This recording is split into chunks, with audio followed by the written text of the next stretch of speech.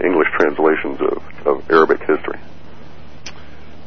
Oh my gosh, Cliff. Well, let's also think of Baghdad.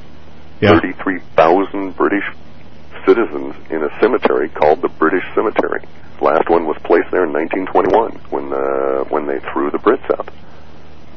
And here we are back with Tony Blair doing that stupid karmic echo again. This is incredible, isn't it?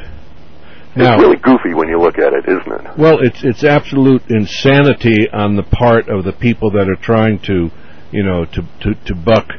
I don't know if it's history, but yes, it shows up in history, but at least tradition. And is it because, and interesting, all the ones we talked about, it's been basically Christians and Jews against Muslims.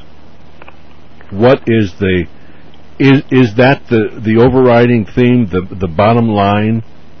I don't know if that's the case, or if people would have you divide if other people would have us divide ourselves that way. Right? Because see, one way of looking at it was the British Empire wanting the trade routes and spice routes, etc., that were inherent, and also the strategic position of Afghanistan relative to Russia. Right. In what they called the Great Game. Bear in mind, Russia and England went at it for some number of years, fighting over Crimea, etc. Yep, that's true. So, I don't know that religion per se gets into it that way. And I also have a particular set of bones to pick with all three of those religions. Uh-huh. And I agree. Tell me yours. Mine is that I believe that those three religions are manufactured. Okay. For specific social engineering purposes several thousand years ago. Right. They're not natural, if you will. They don't arise from the same natural human emotional pathways that we see in other cultures.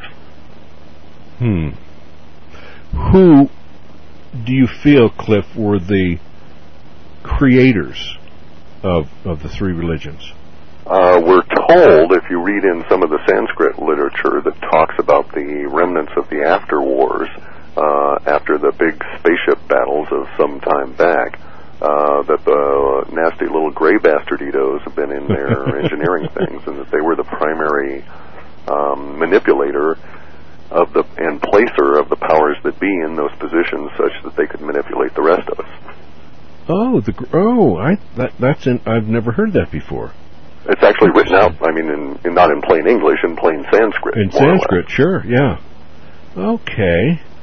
And they forecast all of this then, not historically, but in basically prophecy. I don't know if you'd even want to call it that so much as saying, well, here's their strategy and here's how it is. This is more of a strategic analysis. Bear in mind that there's a huge body of human literature going back, if we were to think about the Illuminati, their big deal is what they call the Egyptian mystery schools, where the final noesis, the gnosis, the knowledge was supposed to have been obtained. And that's even a misdirection, because they're not talking about Egypt as we understand it. They're talking about this country of humans called Nermer, or Narmer, depending on how you translate it, that actually built the pyramids. Now, these people were back 12,000, 13,000 years ago, and they left a nice little bunch of stuff for us and said, here's some tools for y'all. Now, the Illuminati discovered this, and they're all hot with this because these are pretty cool tools. You can do some kind of nifty things with them. What they failed to realize, though, was that the continuation of the actual schools was really alive and pursuing further and greater efforts in India, to a lesser extent Pakistan, Kashmir, and China.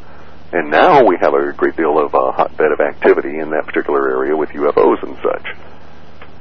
Meaning Afghanistan, or where? Northern India, Kashmir, and so on. Okay, right.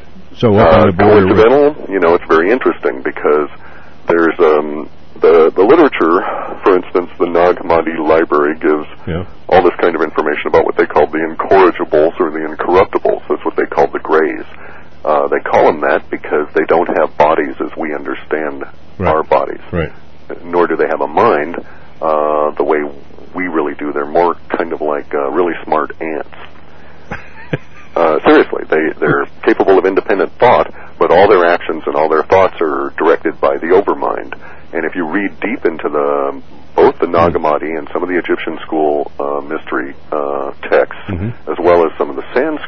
in the Taoist texts, they point out that the really nasty thing about these gray guys is this common mega mind. It's a created thing. These grays are somehow the servants of this other race that we never really see because they're so far away. Presumably that's the race that created us, and then they set the grays out as there to do their bidding, only they screwed up.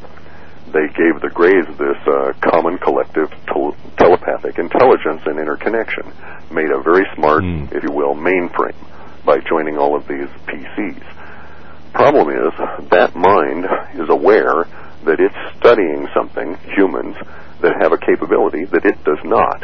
And it knows what that capability is. It's very envious of that capability. It's extremely jealous of that capability. It wants that capability, and yet its very nature dooms it never being able to get at that capability, so that mind has gone insane. And it's no longer doing the bidding of its faraway masters and is off on its own. One of the things that theoretically it was doing was creating all of these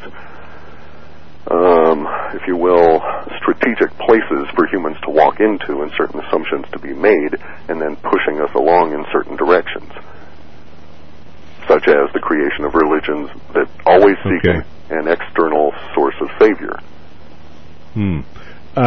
I've also heard, Cliff, that the Greys are almost like biological robots, created by the same people that basically manipulated the hominids and brought about us. And that's certainly backed up in the Sanskrit literature. Ah, okay.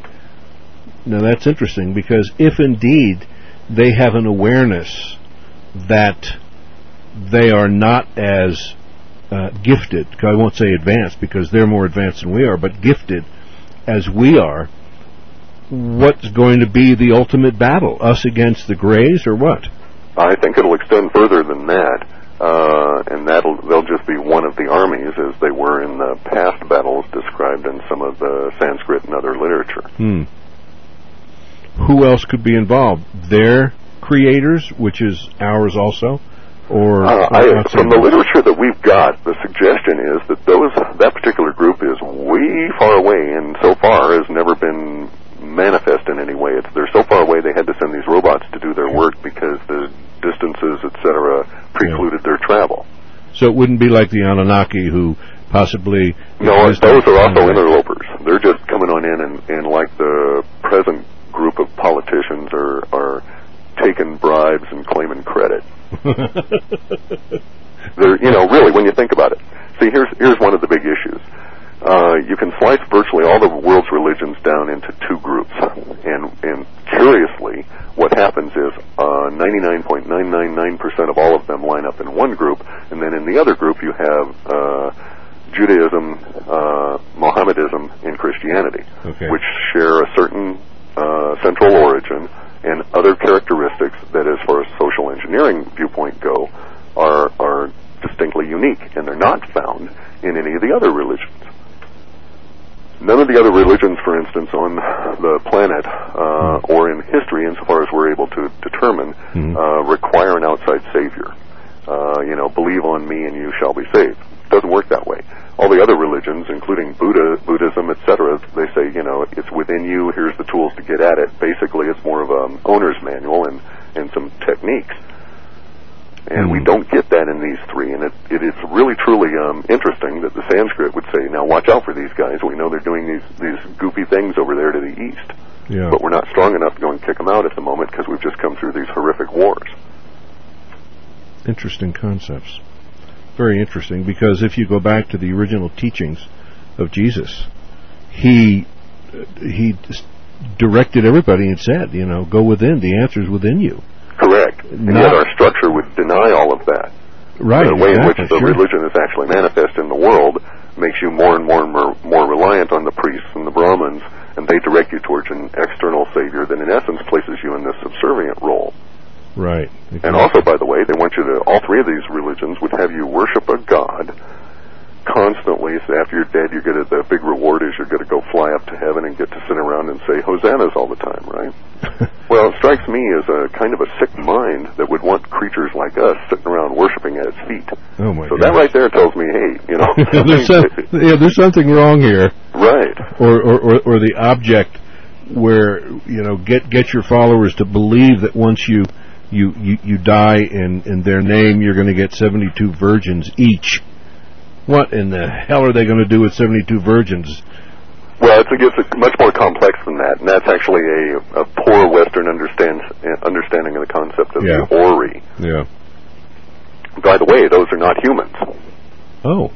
The Ori are not human beings. The virgins are perpetual, kind of like what the Japanese would have you believe. But they... So they wake up every morning